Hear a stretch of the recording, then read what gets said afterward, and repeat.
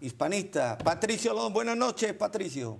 ¿Qué tal? Buenas noches, ¿cómo estás, Armando? Oye, encantado de tenerte aquí en vivo. Publicamos un artículo tuyo hace unos días. Recuérdanos el titular.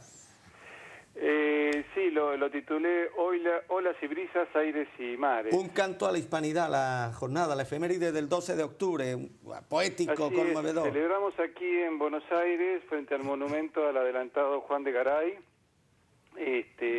bueno, el 12 de octubre, que debería ser una fecha patria de toda la hispanidad. Oye, qué curioso, qué anacronismo, Patricio. Mientras hay españoles que quieren dejar de serlo, cada día se refuerza y se afianza más el sentimiento de hispanidad precisamente en personas que, como tú, primero sois étnica y culturalmente descendiente de españoles, os sentís también argentinos, pero también os sentís españoles, pero el sentimiento de pertenencia a algo común, que es la hispanidad, no hace sino crecer en Argentina, paradójicamente. Frente a estos casos en realidad lo que nosotros reivindicamos es todo proceso de civilización. Fíjate que curiosamente, Armando, mi apellido, como habrás notado, no es español. ¿De dónde procede, Lons? Mi apellido es francés. Ah, francés, ya. Pero igualmente vos vas a encontrar en Argentina argentinos que son fuertemente defensores de la hispanidad. Cierto. Bueno, yo tengo sangre española igualmente, tanto por padre y madre, ¿no es cierto? Uno no tiene un solo abuelo. Oye, Patricio, ¿y esta creciente defensa de la hispanidad en Argentina es también defendida por esos argentinos descendientes de italianos, que son muchos? Bueno, mira, por eso te decía, vos vas a encontrar en Argentina hispanistas, por ejemplo, de origen alemán. Sí. O curiosamente, hace poco estuve charlando con un amigo mío que es nieto de japoneses, de apellido japonés, y con mezcla europea también, y él absolutamente defensor de la herencia hispánica y de los valores hispánicos, porque en realidad la hispanidad es la cristiandad hispánica. A eso iba, Patricio. España lo que ha sido es heredera del Imperio Romano y de todo lo que eso conlleva. Entonces, ese es el mayor legado que nos ha dejado. Y ese es el legado que tenemos que agradecer, porque además, a ver, habría que entender qué era esto antes de España. Cuestión importante, ¿qué aporta España al Nuevo Mundo, Patricio, frente a toda esa leyenda negra que nos ha acompañado durante un orden en las ideas. En primer lugar, el mundo era inconexo. Es decir, el mundo no tenía conexión alguna, los continentes estaban totalmente separados unos de otros. Entonces, en esa desconexión, España es la que unifica y logra unir los continentes. Entonces, acá lo que había eran una continuidad de tribus dispersas que habían llegado por el estrecho de Bering y que no tenían sentido continental. Ya. Es decir, acá no había conciencia de una civilización común ni de un estado político común. Es decir, cuando algún absurdo me habla de la invasión española, le digo, no, perdonen, esto no es Polonia invadida por la Unión Soviética, estas eran tierras con algunas tribus dispersas, Cierto, donde se hablaban cientos de lenguas, que incluso eran ágrafas. Por eso no hay un encuentro entre dos culturas, hay un encuentro entre la cristiandad hispánica y centenares de protoculturas. Algunas de ellas dedicadas al canibalismo, como las tribus caribes y los incas y tantos más. Y otras dedicadas a los sacrificios humanos, como hacían los aztecas y también los mayas. ¿Vos pensás que los aztecas, Armando, llegaron a matar 70.000 indios de otras tribus por semana? Sí. En cuestión de sacrificios humanos? Incluso más, se calcula que aquí había unos 10 millones de aborígenes en toda América que iban en un proceso de extinción. Había tribus que ya tenían la pirámide poblacional totalmente invertida por la cantidad de sacrificios humanos. A los incas les encantaba sacrificar y comerse criaturas, sobre todo, de otras tribus sometidas. Entonces, en una familia, en una raza, en una tribu donde se van matando las criaturas y se invierte la pirámide poblacional y empiezan a desaparecer, ¿no es cierto? Problema que tiene, por ejemplo, hoy Europa sin sacrificios humanos, con la baja natalidad que tiene. Entonces, en realidad, España lo que hace es un aporte civilizatorio, como lo sufrió también España. Sí. A ver, España vinieron los visigodos, los godos, los ostrogodos, los fenicios, los cartagineses, los romanos, hebreos, moros, y todos ellos fueron conformando una nueva nacionalidad. Y aquí también había centenares de tribus dispersas Y un día buena parte de esas tribus empiezan a adoptar al Dios bueno, como le decían a Jesús, ¿cierto? Jesucristo pasó a ser el Dios bueno, porque los dioses que ellos tenían eran dioses de sacrificios humanos. Entonces, si vos eras de una tribu pequeña y te tocaba ser la víctima propiciatoria de un sacrificio que hacían los aztecas, el dios de los aztecas muchas ganas no te daba de quererlo. Entonces, aquí empiezan a ver que hombres que llegaban en grandes barcos o montes flotantes, como ellos le decían a los barcos, Sí. Hombres rudos, por supuesto, capaces de andar durante meses en el mar para llegar a estas tierras y con muy pocos datos, porque en realidad Colón llega con muy poca información, pero que a su vez esos hombres rudos eran capaces de arrodillarse ante la humildad de un fraile. Cierto. Y eso, digamos, que genera en el aborigen la aceptación fácil del cristianismo. Por eso vas a encontrar, Armando, excelentes teólogos americanos, ¿no es cierto?, que emparejan con los teólogos europeos. Y tenés hoy, sobre todo en México o en Perú, una reserva de la cristiandad muy fuerte. Yo personalmente he conocido muchísimos sacerdotes mexicanos que son de raza india. Ya. Y luego un aporte fundamental, querido Patricio, el derecho de Indias como base del derecho internacional, como base del derecho internacional. Eso hay que aclararlo, porque, y te digo más, todo el derecho internacional, donde se recogían aspectos relacionados. Es el derecho con el cual se mueve hoy la sociedad. Cierto. Y es el derecho que buena parte de Occidente ha perdido. Por eso vos tenés, por ejemplo, hoy cubanos o puertorriqueños, incluso creo que hay costarricenses, que plantean el retorno a España. Cierto. ¿No es cierto? Hay un movimiento en Cuba muy importante. En Puerto Rico un movimiento muy fuerte, sí.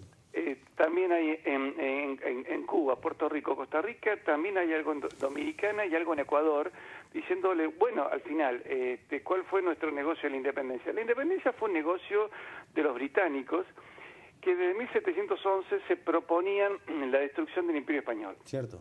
Es decir, porque hay que tener en cuenta también una característica muy particular para también acabar con la leyenda negra. El Imperio Español, que en realidad nunca fue un imperio stricto sensu, porque no era una imposición de caprichos, no era horizontal, era de norte a sur. Por lo tanto, se tenía que ir adaptando a la flora y a la fauna local que iba encontrando. Entonces, no daba por un imperio de niños caprichosos como era el imperio inglés, donde entraban en una tierra, arrasaban y no dejaban un indio vivo. Aquí fue al revés. Entre el siglo XV y XVI vinieron no más de 150.000 españoles, y con ellos se civilizó a más de 10 millones de indios, que sobrevivieron y a los sacrificios humanos gracias a España. Y las leyes de Indias son un legado muy importante, que fue un respeto muy grande de todas nuestras características, porque en realidad España traía sus instituciones, las volcaba acá, entonces no habían instituciones de imposición.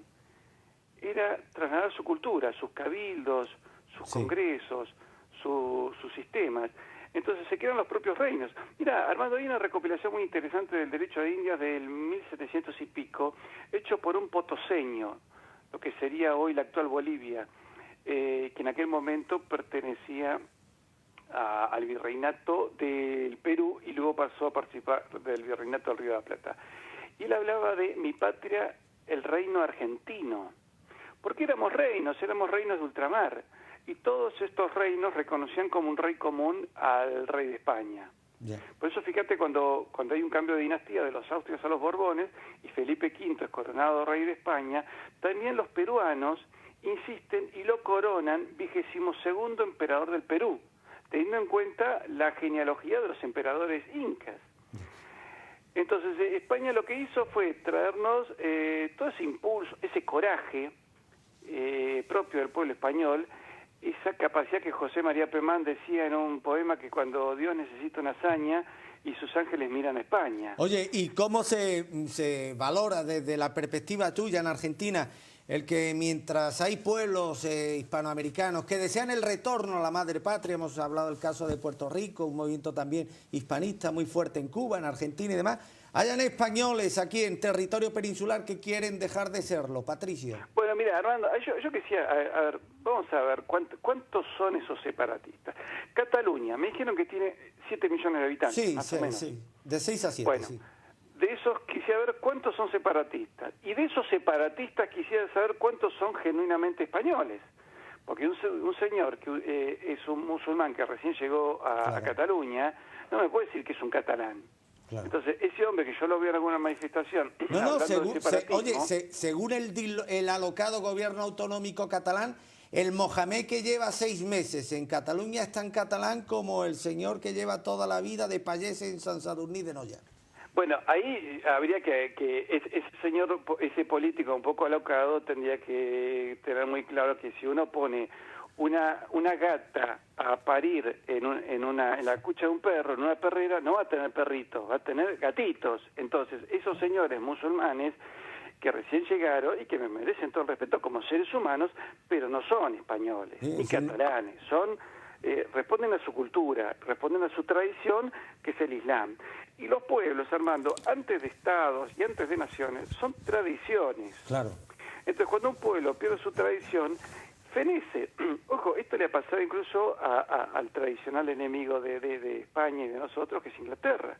Inglaterra perdió su tradición, toda esa tradición artúrica, que era muy parecida a la nuestra. Pero digamos, fíjate el inglés católico anterior a Enrique VIII muy parecido a nosotros. Oye, fíjate, Patricio, qué anacronismo más grande que el futuro de esta nación está en manos no de los residentes españoles, de los compatriotas españoles, sino está en manos del Mohamed, que a lo mejor lleva 6 meses en Cataluña y demás.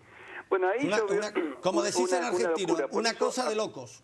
Armando, a los secesionistas yo quise saber cuántos son y después me parece que entran en un hotel. O acá les podemos dar un barrio del Gran Buenos Aires, creo que entran todos. Oye, lo que pasa que a mí lo que me da la impresión, Armando, es que la prensa está en esas manos.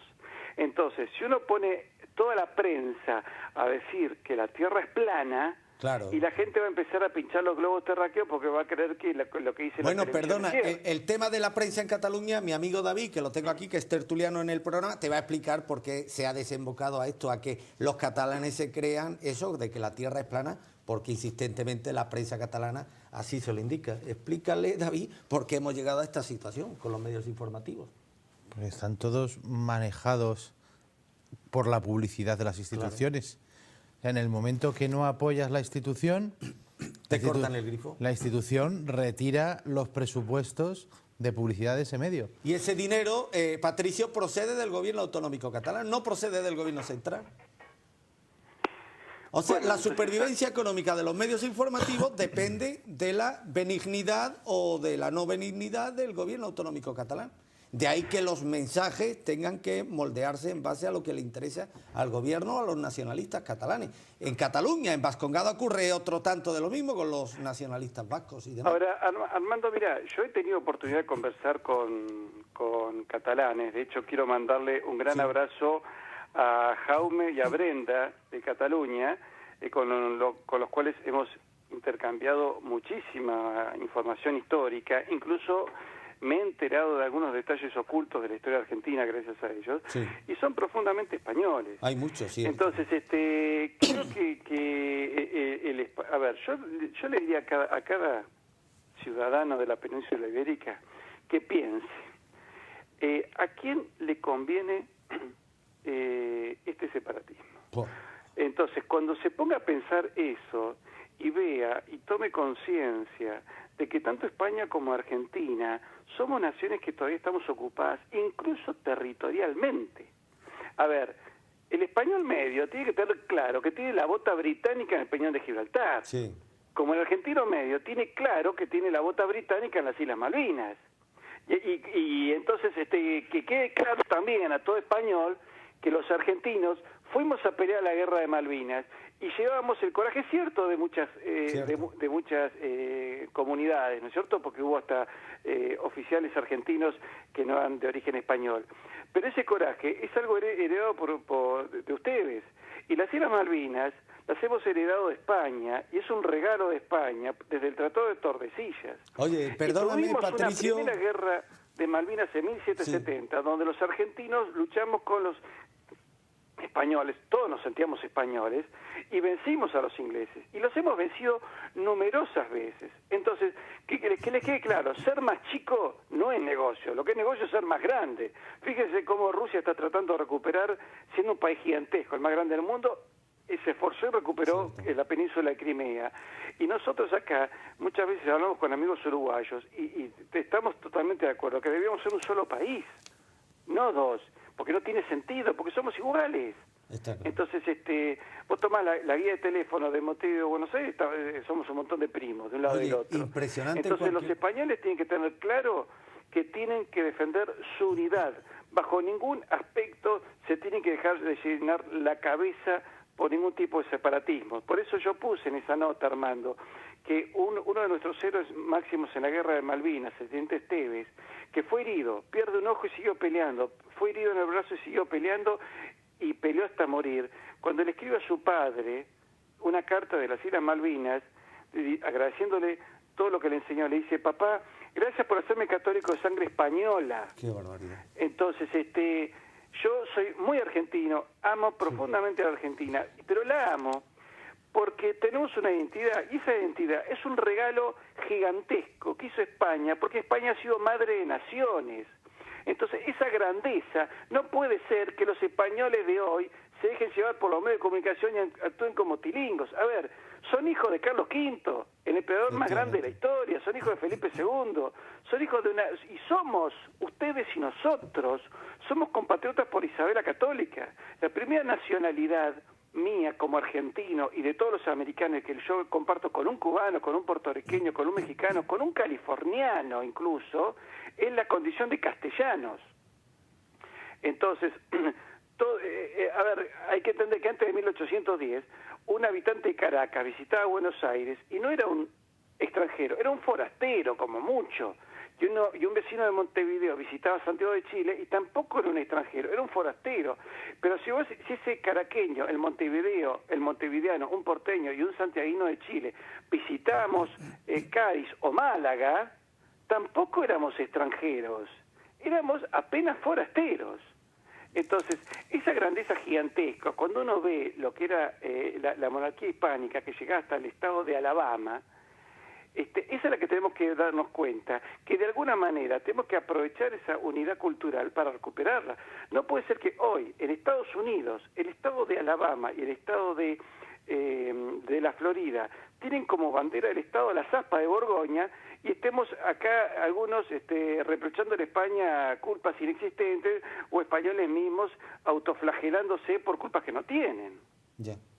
Impresionante exaltación de amor a España, impresionante, procedente, que tiene más mérito de un hermano argentino, impresionante apología de la importancia de lo español, tan devaluada aquí, desgraciadamente, en territorio peninsular, y que tenga que venir un argentino, un hispanista tan prestigioso como Patricio Lona a decirnos: ¿saben ustedes el patrimonio, lo que tenemos, lo que compartimos? ¿Saben ustedes lo que han creado, lo que han dado al mundo?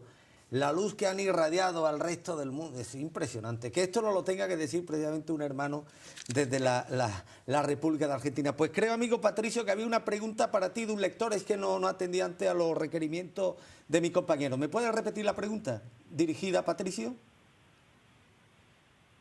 ¿Sí? En unos segundos. Un lector que tenía un interés particular. Armando, mientras te digo algo. Dime. Vos tenés excelentes hispanistas, por ejemplo, de origen inglés, o hay un norteamericano, Philip Powell, que escribió El árbol del odio, donde explica el gran aporte de España a los Estados Unidos. Oye, y esto que tú estás diciendo... El mismo presidente Kennedy dice, debemos reivindicar toda la tradición española. Hubo un hispanista inglés, Gerald Brennan, que vivió precisamente y murió en la provincia de Málaga, que iba precisamente en esa línea y demás, iba en esa línea. El mismísimo Chesterton, que es la gran pluma inglesa del siglo XX. Tenemos la pregunta. Cuando hay discusiones de fe... Perdona, Patricio, te traslado... español.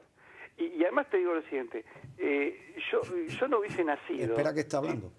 Si no es gracias a España, porque, como te dije, Armando, mi apellido es francés, el de mi madre es Fuentes Ortiz, que también lo reivindico con mucho orgullo, la sangre española, pero yo también tengo sangre vasca, que también es española obviamente, pero también tengo sangre alemana e italiana, y es gracias a España que mis abuelos, o mejor dicho, mis tatarabuelos, pudieron irse funcionando aquí, más la tierra y la sangre aborigen, y haber hecho un país que fue esperanza para millones de seres humanos en el mundo. Entonces, yo no tengo ni siquiera derecho a reprochar a España, y los españoles no tienen derecho a denostarse a sí mismos.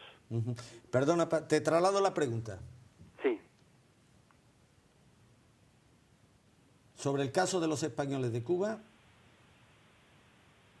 que esperan que, al igual que se ha hecho con los sefardíes, que puedan acceder a la nacionalidad española. Si también hay en Argentina esperanza de que podáis tener este reconocimiento legal por parte del gobierno español y que podáis tener acceso a la nacionalidad española, igual que la están teniendo, por ejemplo, los descendientes de los sefarditas. ¿Me escuchas? Sí, me parece que tienen que tener ese derecho, porque si un cubano de sangre española se siente absolutamente español, está en todo su derecho. Yo hace poco pude conversar con una puertorriqueña que vive en España. Yo introduciría un matiz que para mí es crucial y que eso me diluiría muchas dudas. Una serie de requisitos. La pertenencia cultural, por supuesto, pero también étnica, este tronco que nos iguala a todos. Bueno, sí, yo creo que tiene cultural que haber y étnica, a este mínimos, tronco, ¿cierto?, que nos iguala a todos. En ese sentido, no pongo ningún tipo de objeción sobre esos dos requisitos fundamentales: pertenencia cultural y étnica. Sí, yo creo que teniendo esas condiciones es más que suficiente. Por supuesto. Me decía una puertorriqueña que ya vive en España, que dice, yo salgo a defender España, salgo con la roja igualda, y me peleo con vecinos que me dicen fascista porque dice ando con la bandera española. Me dice, me parece que estuviesen todos locos. Y yo le digo, pero realmente es un grado de locura. Si acá un argentino llega a insultar a la bandera argentina, pero le rompemos los dientes. Claro. Entonces, acá, si un español insulta a la bandera española, pero tiene que salir 100.000 españoles a taclearlo y darle una paliza. Te juro, Armando, que eso no entiendo. Ahora, vuelvo a decir, yo le digo a cada español y a cada americano o filipino o habitante de Guinea, que somos todos hijos de las Españas, veamos la grandeza de una civilización que nos dio un idioma que permitió unir un continente. Vos pensás que, a ver, Armando, en la misma España vos podés cambiar de una región a otra y hablar lenguas distintas. El galego, que es muy lindo, pero es diferente al castellano o es diferente al catalán. Acá en América podés caminar desde la Antártida, Tierra del Fuego, toda la Patagonia, hasta el estado de California, hablando en castellano. Ese es un legado gigantesco, ¿no es cierto? Hasta en Asia podíamos hablar. Y además hay que entender que en su momento fue España la que creó la primera moneda internacional. Por ejemplo, los españoles, y acá mismo en América no se sabe, que el dólar norteamericano está basado en el taler español, el yuan chino está basado en el real de 8 español, y que el signo pesos son las columnas de Hércules y la S es de España, Spain en inglés. Entonces, toda esa grandeza la tenemos que recuperar para darnos cuenta que si nos unimos, por lo menos en proyectos comunes, yo no digo en un solo Estado, pero sí por lo menos en proyectos comunes, tendríamos muchísima más fuerza. Armando, si le pasa algo, a ver, si tuviéramos una alianza fuerte y hay, no sé, un terremoto en México, tenemos que salir las 25 naciones con un sistema de salvataje común. Por ejemplo, deberíamos tener un Estado Mayor conjunto para cuestiones de emergencia. Si hay una inundación en Filipinas, tenemos que salir los 25 a defenderlo. Pero además, si hay un conflicto entre dos estados hermanos, tenemos que estar las otras 20 y tantas naciones para meternos en el medio e impedirlo. ¿Cierto? Entonces, mira, en Malvinas se notó. Sí. Guatemala ofreció un regimiento completo. Los españoles, nosotros... Yo viví esa época, era yo... Hubo tercios, hubo legionarios españoles que se quisieron ofrecer de voluntarios para venir a pelear a Malvinas. Había un clamor en favor de Argentina en este país, en el año 82, cuando la guerra de las Malvinas. Había un clamor, una adhesión, yo creo que prácticamente sin fisura. Esto le hizo a Margaret Thatcher, precisamente en su biografía, habló del desconcertante, según ella, apoyo español al pueblo argentino. Esta debía desconocer la historia, hombre. Lógico es que se apoyara... Pero claro que sí, no la desconocían algunos militares, porque el general Jeremy Moore dijo... si prima la sangre española vamos a tener problemas. Pero te vuelvo a decir, mira, Armando, se ofrecieron soldados de todas las naciones americanas. Hubo más de 30.000 voluntarios peruanos, ecuatorianos, bolivianos, paraguayos, uruguayos y hasta brasileños. Pero entre esos voluntarios también hubo más de 600 españoles que se ofrecieron de voluntarios para venir a pelear. Ah, ese dato no lo conocía, Patricio. Bueno, parece ser que entre esos voluntarios había legionarios, legionarios retirados, algún veterano de la guerra civil que todavía tenía ganas de venir a pelear un poco, y se cuenta la leyenda, que no he podido corroborar, tal vez ustedes de España me lo puedan confirmar, que hubo toda una bandera, ¿no? Un batallón de la Legión que quiso pedir licencia, pero en realidad el motivo era venirse acá a pelear con nosotros. Ahora, yo como argentino tengo que estar agradecido a ese coraje español. Cientos de españoles que están dispuestos a arriesgar su vida, a dejar su familia para venir a pelear. Pero escúchame, Patricio, estamos hablando de la sociedad española del año 82. Este país ha sido castrado en su valor, en muchas cosas. Desde entonces hasta hoy ha sido castrado en muchas cosas. Hoy no se registraría ni un solo voluntario. Pero no por ser refractarios a Argentina, sino por falta de valor.